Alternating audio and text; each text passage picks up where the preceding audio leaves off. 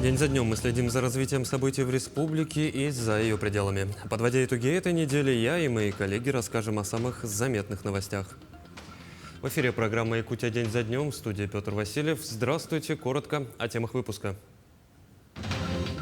В период ледохода пассажиров через реки переправляют судами на воздушной подушке. Расскажем, как организована работа перевозчиков. Все меняется каждый день. Когда ледоход идет, значит, мы начинаем по 1500 по гладкому льду возить. Это уже цена у нас стоит, как 10 лет назад это было, так и мы не меняем. В Якутии завершается подготовка к пожароопасному сезону. Наш корреспондент узнал, как к нему готовятся пожарные парашютисты. Сегодня будем летать на обратный маршрут. Будем смотреть Мегино-Кангаласский, Усалданский, Намский и городской округ. Будем летать со стажерами сегодня, летчики-наблюдатели. В Якутии продолжается программа переселения из аварийного жилья. Наша съемочная группа побывала у новоселов микрорайона Звездный. По сравнению с то, что мы жили, допустим, в поселке, там, где мусор вовремя не убирается, там и грязь, лужи, ничего не отсыпается. Поэтому здесь прям видно, что они работают. Почти 2500 детей Якутии будут охвачены трудовым отдыхом этим летом. Расскажем, на каких предприятиях можно будет работать. Дети должны работать там 6 часов в день, должны работать по направлениям, там на поле должны работать, некоторые по уходу уже живностями, некоторые в теплице. Сильнейшие вокалисты республики сойдутся в борьбе за звание лучшего в финале телевизионного конкурса «Вот это да». Много звонков было, как прошел, нет. Каждый день буквально звонила мама. Сколько голосов, что там происходит. Я говорю, я не знаю.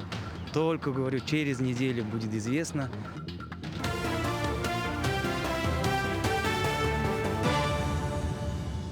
В Якутии продолжается прохождение ледохода. В результате повышения уровней воды оказались подтопленные дворовые территории в Хангаласском, Амгинском и Татинском районах, а также в пригороде столицы республики. Наибольший масштаб в Амгинском районе. Там действует режим чрезвычайной ситуации. Подтоплено более 40 дворовых территорий. В селе Кыи Татинского района существует угроза размытия дамбы. На месте работает оперативная группа. В Якутске подтопило дворовые территории пригородной местности Дыркылах. В целях безопасности там отключали несколько трансформаторных подстанций. По прогнозам, в ближайшие несколько суток повышение уровней воды ожидаются в Намском и Мегино-Кангаласском районах. На этой неделе режим повышенной готовности из-за паводка объявляли в 2 населенных пунктах Хангаласского района. Напомню, ледоход на реке Лени достиг территории района во вторник. На следующий день образовался затор льда. В связи с этим уровень воды отдаленных сел Кытылджура и Исит поднялся до критических отметок. Подробнее о паводковой обстановке в районе на этой неделе расскажет Виолетта Засимова. В день, когда на территории района начался ледоход, УЛУ с рабочим визитом посещал первый зампред правительства республики Дмитрий Садовников. Задачами его визита были проверка готовности района к безопасному пропуску паводковых вод и оценка лесопожарной обстановки. Прибыв в город Покров, Дмитрий Садовников первым делом осмотрел местный пункт временного размещения людей, который создали на базе спортивного комплекса «Дворец спорта». Здесь подготовили спальные места, кухню, комнату матери и ребенка и медпункт. Надеемся, готово, пройдет хорошо. Затем первый вице-премьер провел заседание комиссии по чрезвычайным ситуациям, где для начала заслушал информацию о готовности района к безопасному пропуску паводковых вод. Заслушали доклад района и оцениваем ее как район и власти на местах готовыми. Осмотрели ПВР, работу на местах и считаем, что район готов к безопасному пропуску весеннего половодья.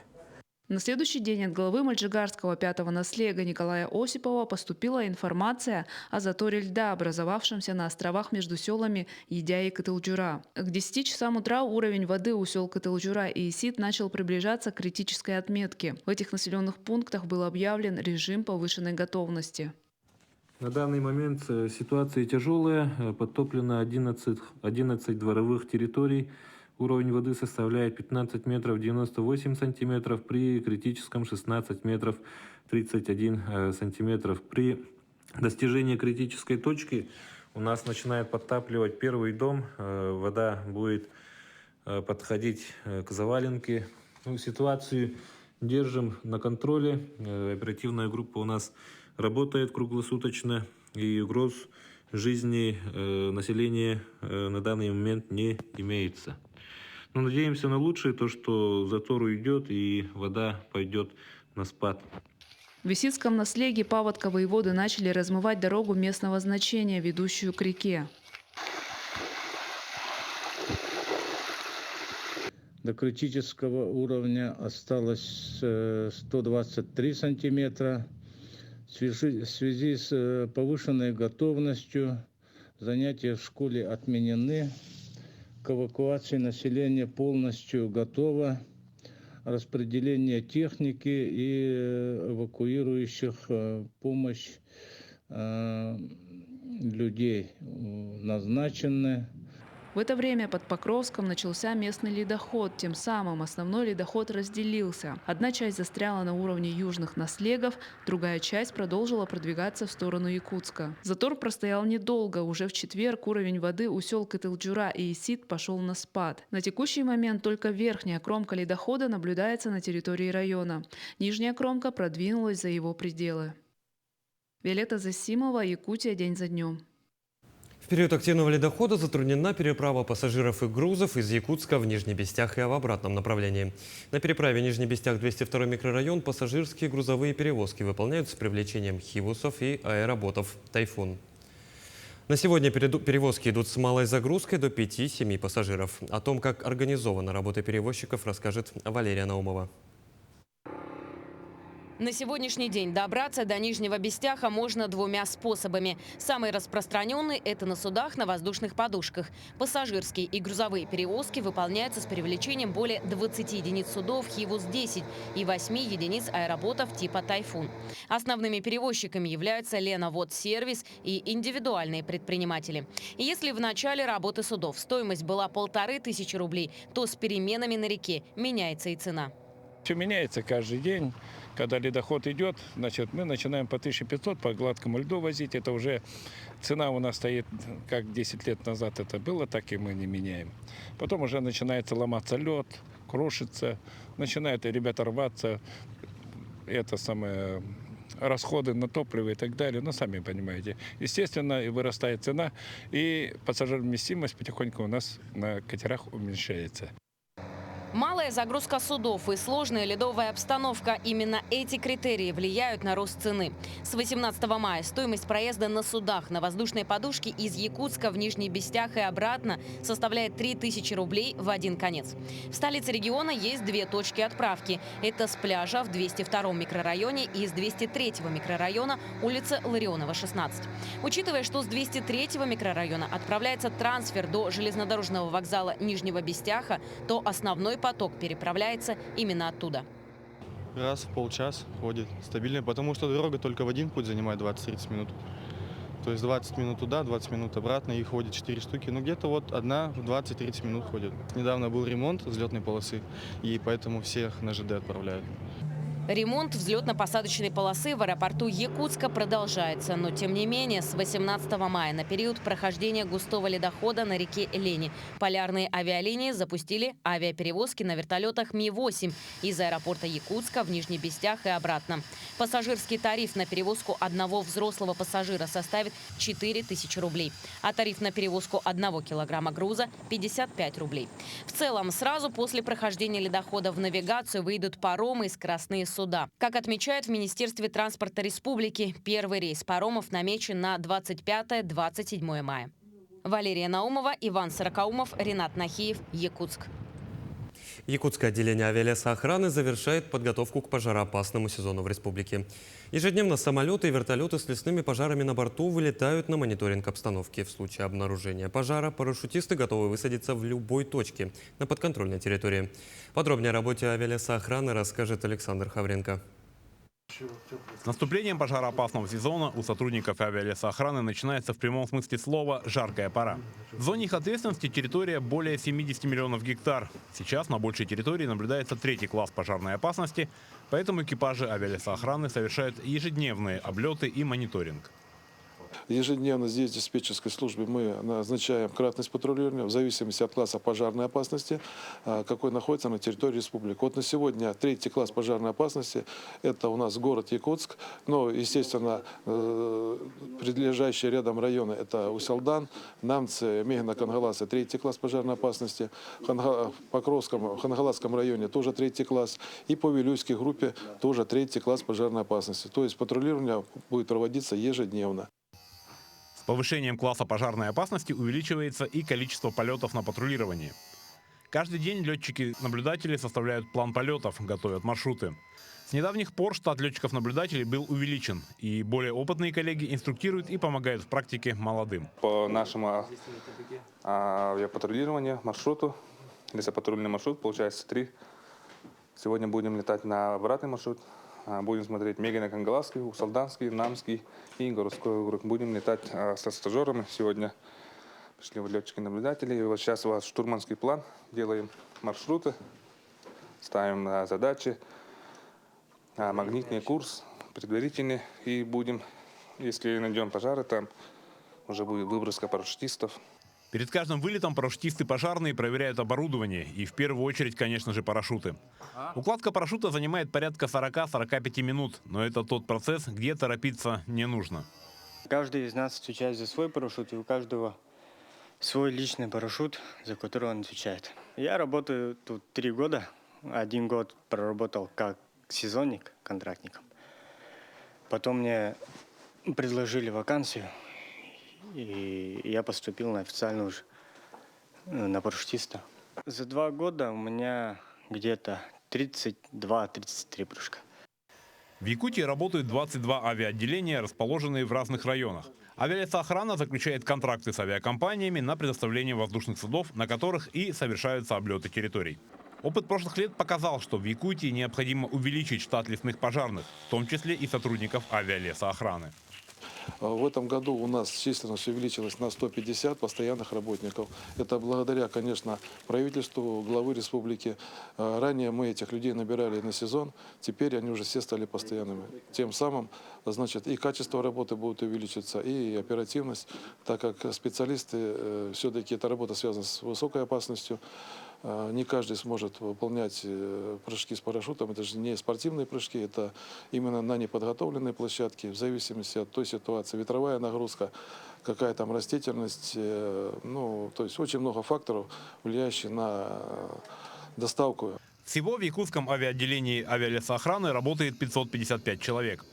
Сейчас 50 из них оказывают помощь коллегам в Хабаровском крае. Как только соседи снимут режим чрезвычайной ситуации, парашютисты пожарные вернутся в республику и будут готовы вылететь на тушение пожаров на подконтрольные территории. Продолжим подводить итоги минувшей недели после небольшой рекламы. Оставайтесь с нами.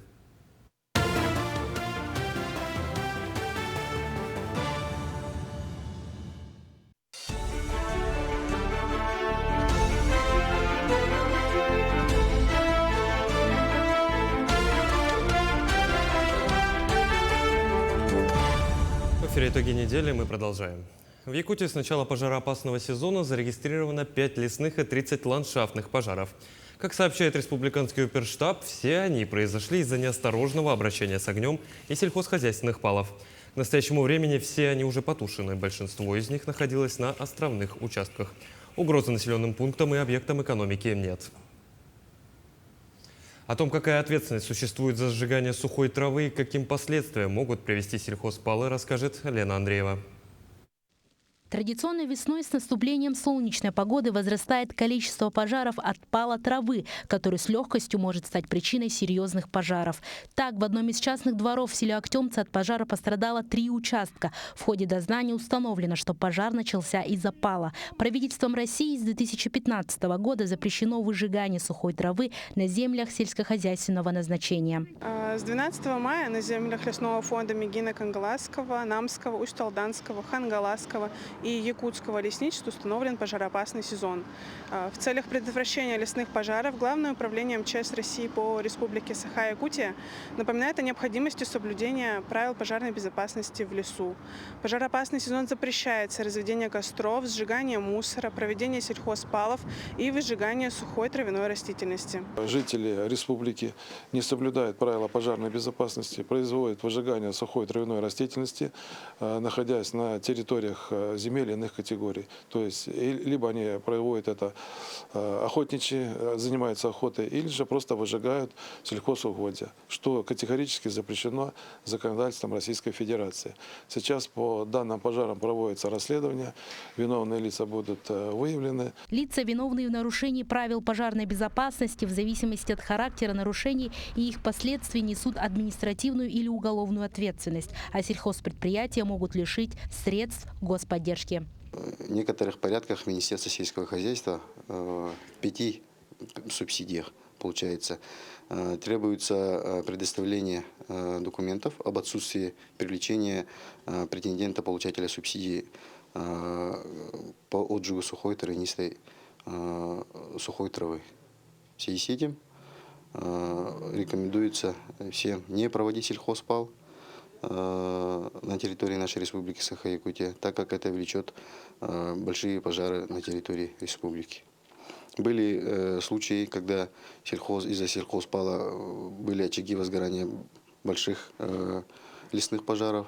На физические лица штраф составляет до 5000 рублей, а юридическим лицам до 1 миллиона. Если сельхозпал повлечет крупный пожар и приведет к человеческим жертвам, виновники пожара понесут уголовную ответственность. Лена Андреева, Семен Семенов, Якутск. На этой неделе самолет-зондировщик Як-40 прибыл в Якутию. Его будут использовать для борьбы с природными пожарами. Воздушное судно будет работать, как и в прошлом году, по контракту, заключенному со службой спасения Якутии. На эти цели из бюджета региона выделено 80 миллионов рублей. Наличие такого самолета будет позволять нам работать не только для тушения пожаров, но и увлажнения почвы в тех районах, где у нас постоянно наблюдается засуха. Это очень важно для сельского хозяйства республики, отметил глава региона Айсен Николаев. Кроме того, в текущий пожароопасный сезон у республики будет готов собственный самолет-зондировщик, основанный на базе воздушного судна Ан-26 авиакомпании «Полярные авиалинии». Сегодня в Якутск прилетел самолет-зондировщик, сделанный на базе самолета Як-40. И с этим прилетом мы продолжаем в прошлом году начатую работу, которую организовали, руководство вашей республики организовали на территории Саха-Якутии по искусственному увеличению осадков для увлажнения территорий с высоким классом пожароопасности, для того, чтобы снизить класс пожароопасности, снизить горимость и предотвратить пожары, которые могут возникнуть в течение вот этого летнего сезона. В Якутске определили места для отдыха на природе. На территориях разрешено находиться в любое время, однако разводить костры нельзя. Так якутяне могут отдохнуть в микрорайоне Кангаласы за причалом погрузки угля, на Покровском тракте 25-м километре возле села Табага, левый берег озера Синегес, на Намском тракте 22-м километре и Покровском тракте 20-й километр. Находиться на этих территориях можно в любое время, однако разводить костры запрещено. Для жарки шашлыков на углях оборудованы специальные места, а во время отдыха должны быть предусмотрены небольшой противопожарный ров вокруг мангала и наличие воды для тушения. Перейдем к другим темам. В республике в этом году впервые откроют 38 трудовых лагерей, где охватят 2500 детей. В основном такой вид детской трудовой деятельности рассчитан только на лето, но Тулагинская агрошкола практикует работы в лагере круглый год. Подробнее о том, какие задачи стоят перед учениками в трудовом лагере Кескил, узнала моя коллега Галина Чекурова. Трудовой лагерь Кескил начал свою деятельность еще в 2010 году. Ученики Тулагинской агрошколы на себе испытывают, что такое уход за животными и растениями. Работа проводится круглогодично. Так, к примеру, сейчас ученики ухаживают за рассадой, кормят животных, а также разводят кур и индюков. В этом году на летнее время будет 3 сезона по 20 учащихся. Дети должны работать там 6 часов в день, должны работать по направлениям, там на поле должны работать, некоторые по уходу уже живностями, некоторые в теплице. Ну, работа, конечно, дети все это знают. Кроме того, мы в течение года заключаем договора с детьми, и через центр занятости и с ХПК тоже мы платим заработную плату. В Всего в трудовом лагере Кескель есть два направления – это животноводство и растениеводство. Что касается растениеводства, здесь есть специальная теплица на 400 квадратных метрах. В первом отсеке выращивают капусту, во втором отсеке рассаду. Это огурцы, баклажаны, тыква, подсолнух. А отмечу, что рассаду также выставляют на продажу обычному населению. А в третьем отсеке выращивают помидоры и различные цветы. В школьное время дети работают по 2 часа после уроков. Так, на данный момент растениеводством занимаются 3 десятиклассника, одним из которых является Александр Григорьев. Он уверен, что даже если он не свяжет свою жизнь с агрономией, то данный опыт в любом случае пригодится в будущем. Ну, наверное, как подрасту, тоже буду свой огород выращивать тоже со своей, так скажем, женой, все такое. И это будет помогать мне в дальнейшем уже знать все. Я не буду ни в чем там учиться, не нуждаться, уже буду все сам знать.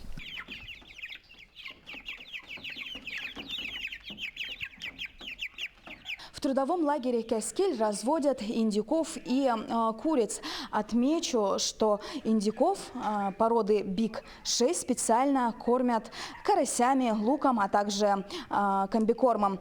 Отмечу, что на данный момент в трудовом лагере Кескель всего более 40 голов индюков. И также особенность данного лагеря в том, что все птицы экологически чистые.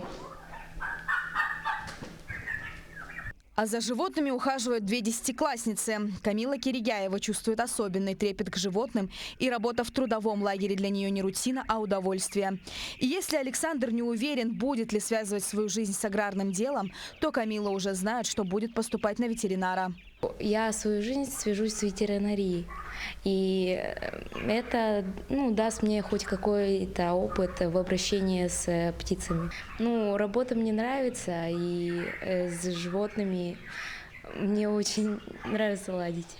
Также помимо обычного выращивания различной овощной культуры и разведения животных, Тулагинская агрошкола начала производить различные продукции – снеки, джерки и бастурму из мяса бройлера.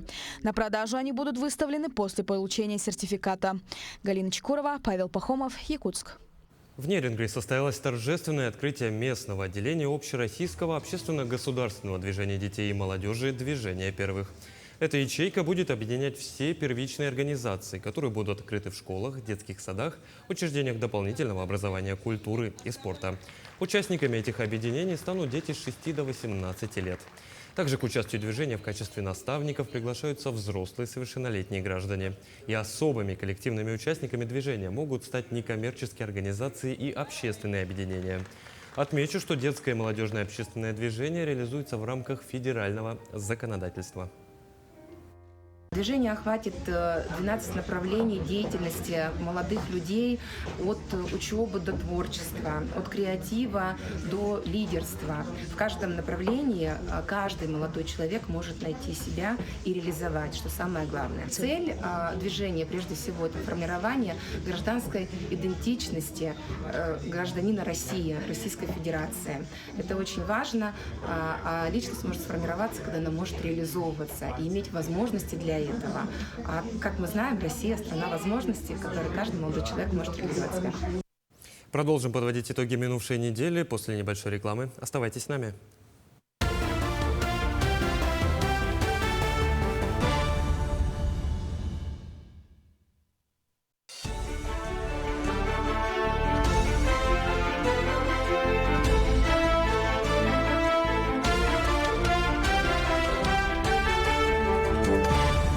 В эфире «Итоги недели», мы продолжаем. В этом году сложилась напряженная эпидемиологическая обстановка по коре. По всей России зафиксировано более 1000 зараженных людей. Поражено 44 региона. В Нерюнгринском районе обнаружено 2 очага. Ирина Жданова разбиралась в проблеме. Оба случая – это люди, приехавшие в Нерюнгри из других регионов. По каждому проведены все необходимые мероприятия, такие как уточнение прививочного статуса всех пассажиров самолета, работа с персоналом на рабочем месте заболевшего корью и необходимая вакцинация. По месту проживания также проводится работа не только по квартире, в которой обнаружен человек, а в связи с тем, что корь является высококонтагиозным заболеванием, работа проводится в целом по подъезду, по дому. И все люди, которые там находятся, значит, с ними проводится работа по уточнению прививочного статуса, и также при необходимости проводится полноценная вакцинация. Главной причиной распространения кори является отказ от профилактической вакцинации. Эта болезнь была побеждена еще в 1980 году.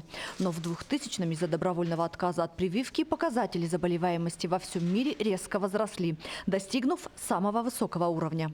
Корь – это острое инфекционное заболевание. Она характеризуется с катаральными явлениями, как обычный ОРВИ, ОРЗ, кашель, насморк, температура. Но и самое главное появление сыпи, конечно. Это очень характерно для кори. Ну и сыпь тоже имеет свою особенность. Сыпь, как обычно, этапная. То есть сначала, допустим, лицо, заушные раковины, шея. На следующий день может быть плечо, руки, грудная клетка, а потом ягодица, ножки. Вот так этапно высыпает сыпь. Это только при кори так, при других заболеваниях нет. Вспышки кори происходят, когда люди не защищены, заражаются и распространяют болезнь среди невакцинированных групп населения. Если человек в детстве не переболел корью, значит, у него нет устойчивого инфекционного иммунитета к этой болезни. И контакт с опасным вирусом может вызвать развитие тяжелой болезни. Поэтому с этой целью прививаются не только дети, но и взрослые. Вакцинация против кори входит в национальный календарь профилактических прививок для детей. В моменты вспышки помимо плановой требуется и так называемая подчищающая профилактическая иммунизация. Чтобы корь перестала распространяться, нужно, чтобы иммунитет был более чем у 91% населения. Вакцинация от кори проводится двукратно. Первая вакцина ставится в возрасте 1 года, и ревакцинация проводится в возрасте 6 лет. Делается эта прививка в детском возрасте. И прививаться, конечно, должны 100% все население детское. Корь, как видите сами, она никуда не делась, а единственным способом профилактики остается вакцинация. Иммунизация населения против кори в Якутии уже началась. В этом месяце поступило более 7,5 тысяч доз вакцины, которую распределяют и доставляют в центральные районные больницы республики. Для получения профилактической прививки необходимо обратиться в поликлинику. Напомним, что корь – это высококонтагиозная инфекция, и специфического лекарства от этой инфекции не существует. Единственный способ защиты – профилактическая вакцинация. Ирина Жданова, Вадим Барашков, Нерюнгри. Студенты Алданского политехникума вошли в состав отряда, принявшего участие в поисковой экспедиции, которая проходит в рамках Всероссийского военно-исторической акции «Вахта памяти-2023». Сталинградский рубеж. В числе находок оказалось множество значимых предметов. Кроме того, в ходе были обнаружены останки 19 бойцов. Подробности в нашем следующем материале. Тронутые тленом десятилетий, эти предметы были найдены поисковым отрядом бойцов, студентов политехникума, вблизи деревни Рассошки Городищенского района Волгоградской области, где с июля 42 по февраль 43 шли ожесточенные бои. Находки будут храниться в музее техникума. Часть поднятых вещей скоро должна прийти посылками. Идут каска должна идти и магазины от пулемета. Поисковая экспедиция проходит в рамках Всероссийской военно-исторической акции «Вахта памяти-2023. Сталинградский рубеж». Под Волгоградом отряд из Якутии, в который вошли 6 человек, работал 11 дней. Лагерь стоял в чистом поле, то есть были на самообеспечении. То есть сами готовили себе, сами заботились о продуктах, о воде и прочем. Заехали вечером, начали располагаться, расставляться. Под вечер уже все сделали. И начали ходить по другим лагерям, знакомиться. Поисковые работы вблизи деревни Рассошки вели порядка 350 человек. Отряды прибыли из разных регионов России. Студенты Алданского политехникума не впервые принимают участие в вахте памяти. Возможности ведения столь масштабной работы открываются благодаря Всероссийскому военно-историческому обществу, к которому техникум присоединился в прошлом году. Ребята приезжают совершенно другими людьми, совершенно по-другому представляя и оценивая те исторические факты и события, которые были в нашем государстве. И, конечно, это тот момент, когда на этих ребят хотят похожими быть другие учащиеся. Бесценным становится любой найденный в ходе поисков предмет. Наиболее сильные впечатления участники экспедиции испытывали при обнаружении останков бойцов. Случалось так, что взрывная воронка становилась одной могилой для нескольких человек.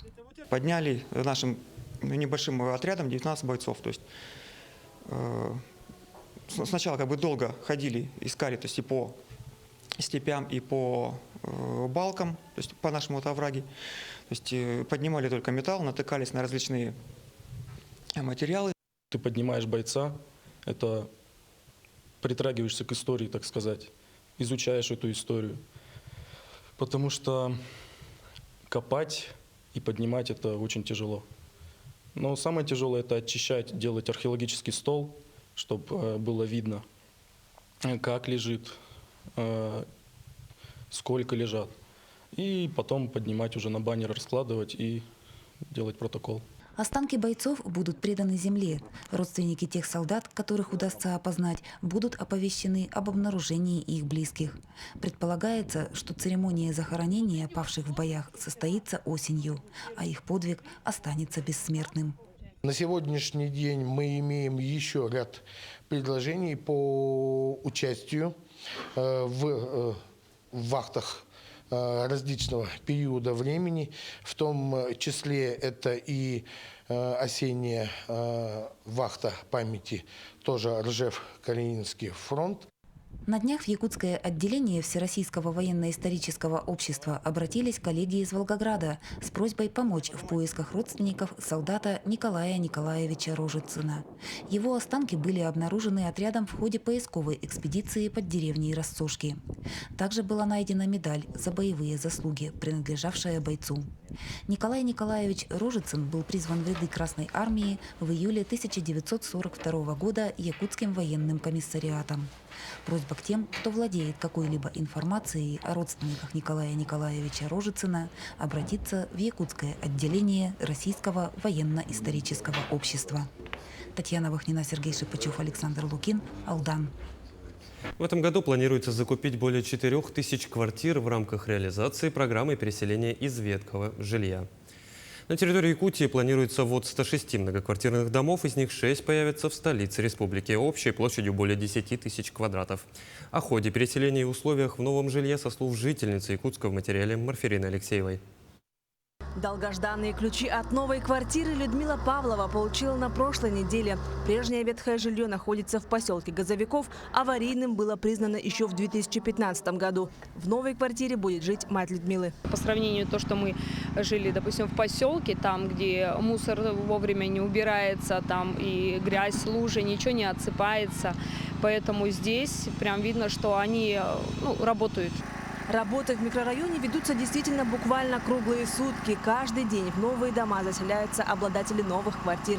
Если к срокам и качеству вопросов к работникам нет, то к бережному отношению самих жителей к имуществу уже есть замечания. На данный момент у нас уже жильцы сломали дверь по домофону. Работает домофон, но толку от него нет, потому что проход у нас уже нет. Здесь уже люди живут. Лампочки здесь, а свет включается автоматически при подходе. Ну, видать, не всегда загорается. То есть это очень удобно при темноте. Вот наша экономия дождей, да? Да. Пожалуйста, проходите.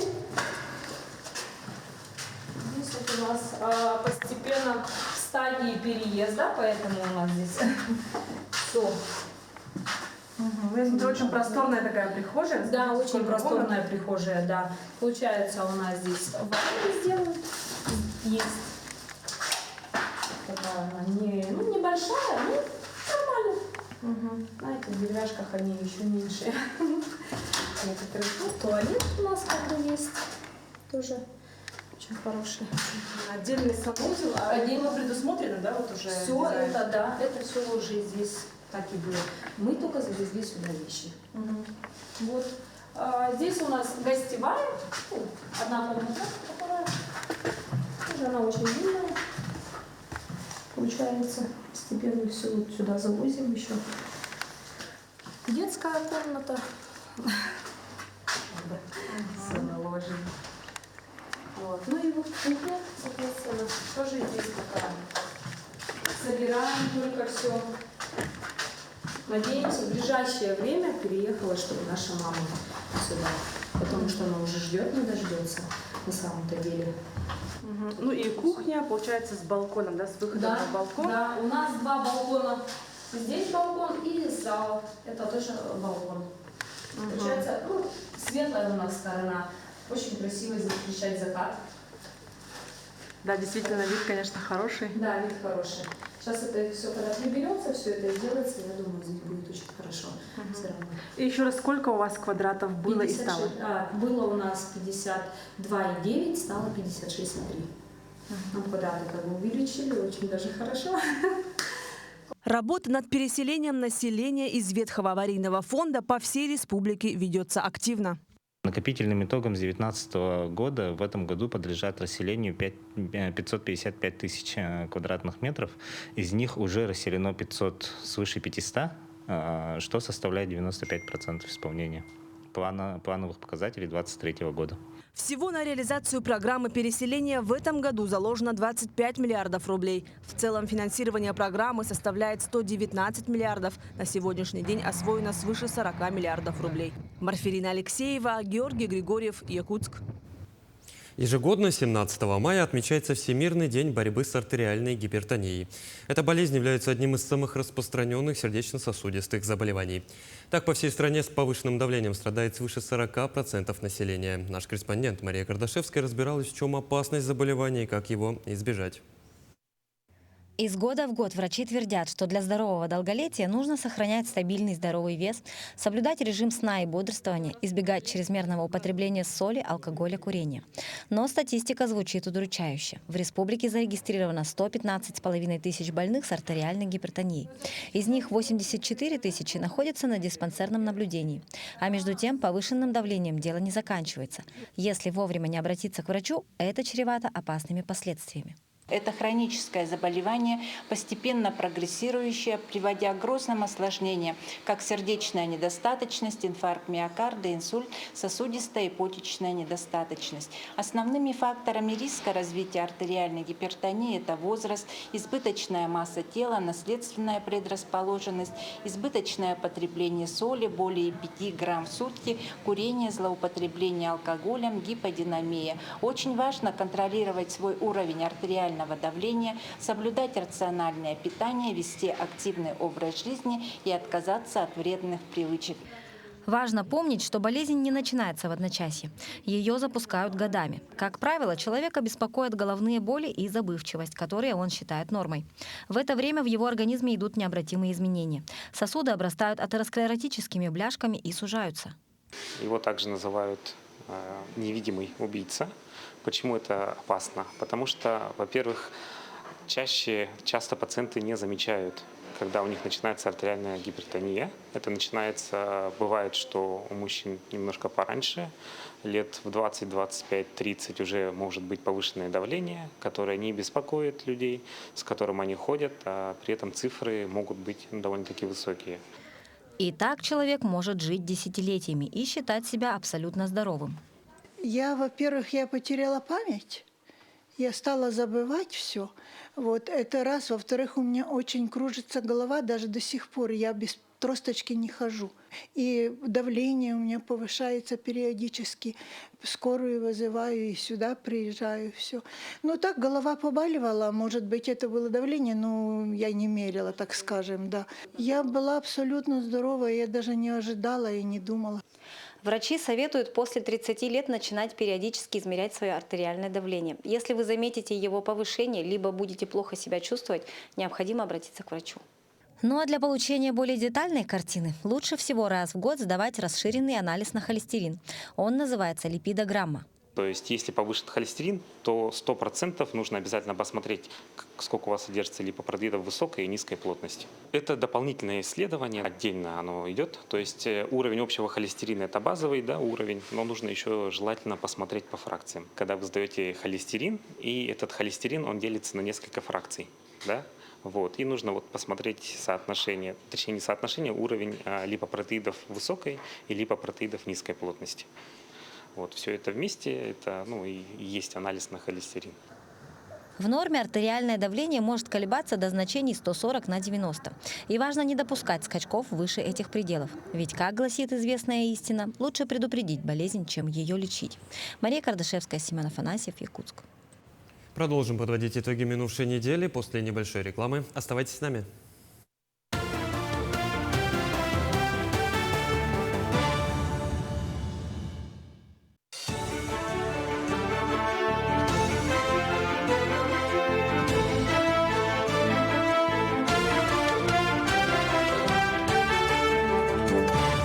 В эфире «Итоги недели» мы продолжаем.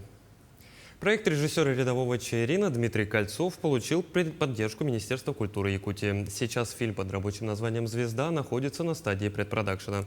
О новом проекте Дмитрия, о самом режиссере расскажет Юрий Осипов. Сейчас ведется подготовка к основному этапу съемок нового фильма. Продолжается кастинг актеров на главные роли, раскадровка основных сцен. Между тем, сценарий к фильму уже утвержден. Его автором выступил сам Дмитрий. Задумка этого сюжета была достаточно давняя. Лет, может быть, 8 назад мне пришла идея. Но после того, как мы запустили «Рядового Чаирина» в прокат, после этого я сел за сценарий и уже более детально приступил к написанию. Практически 2 года я его писал, сейчас у нас уже финальная версия. Детали будущего проекта, который носит рабочее название «Звезда», не разглашаются. На сегодняшний день известно, что это будет динамичный фильм с элементами фантастики. Однако режиссер фильма согласился поделиться небольшими подробностями. Приоткрою небольшую завесу тайны по нашему сюжету. Самое интересное, что зритель встретится с учеными Советского Союза в некой такой очень впервые примененной в кинематографе параллельной реальности. Параллельной реальности, которая будет отсвечиваться здесь у нас в Якутии. «Рядовой Чаирин» режиссерский дебют Дмитрия стал успехом. Одной из слагаемых этого успеха стала слаженная работа команды, которую смог организовать режиссер. Работала с ним очень приятно. Вообще никаких напрягов не было. То есть постоянно все объяснял, все говорил.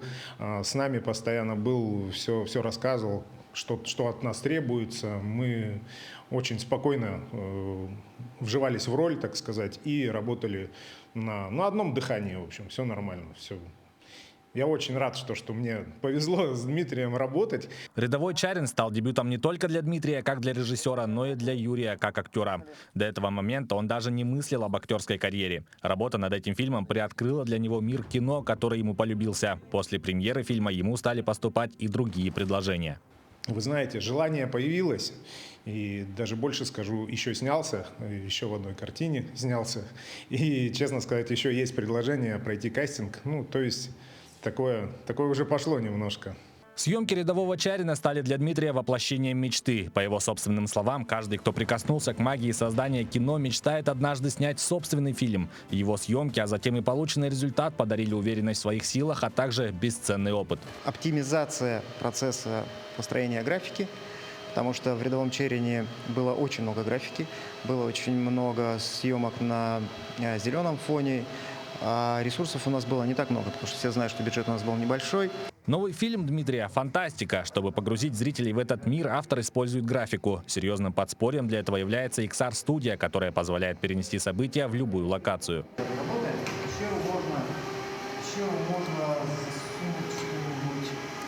Давайте башкой запихаем. Запихал прямо.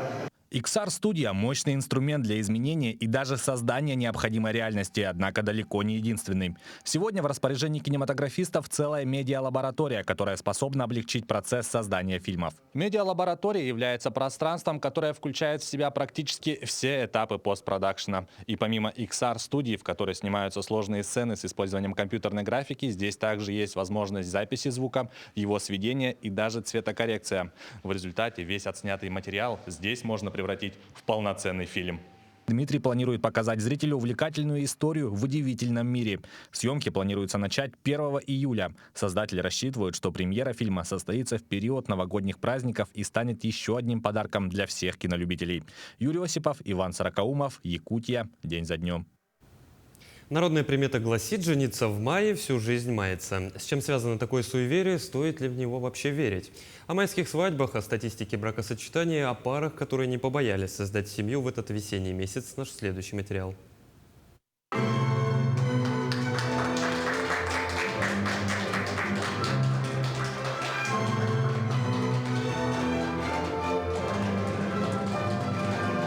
Молодожены Григорий и Диана вместе уже 5 лет.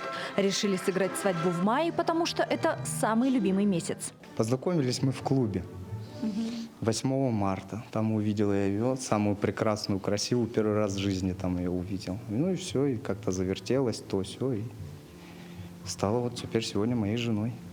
За этот год в Нерюнгри зарегистрировано 175 записей актов о заключении брака. Из них в мае 26, что не намного меньше, чем в другие месяцы, учитывая то, что рабочих дней в мае меньше. Я сделала такой немножко анализ, сколько было пар зарегистрировано: 50, 40, и 30, и 20, и 10 лет назад. Самый большой пик пришелся на 1983 год, 62 пары. А так в среднем в каждые 10 лет было в районе 30 пар. Психологи считают, что успех семейной жизни зависит не от даты вступления в брак, а только от искренности чувств, которые способны победить любые суеверия. Ирина Жданова, Вадим Барашков, Нерюнгри. Уже в это воскресенье в прямом эфире телеканала «Якутия-24» состоится финал песенного конкурса «Вот это да». Подробнее о развлекательном конкурсе и его участниках расскажет Марферина Алексеева. Песенный конкурс «Вот это да» проходит впервые. Он собрал 51 участника со всех промышленных районов республики. Из них 33 – это работники учреждений культуры.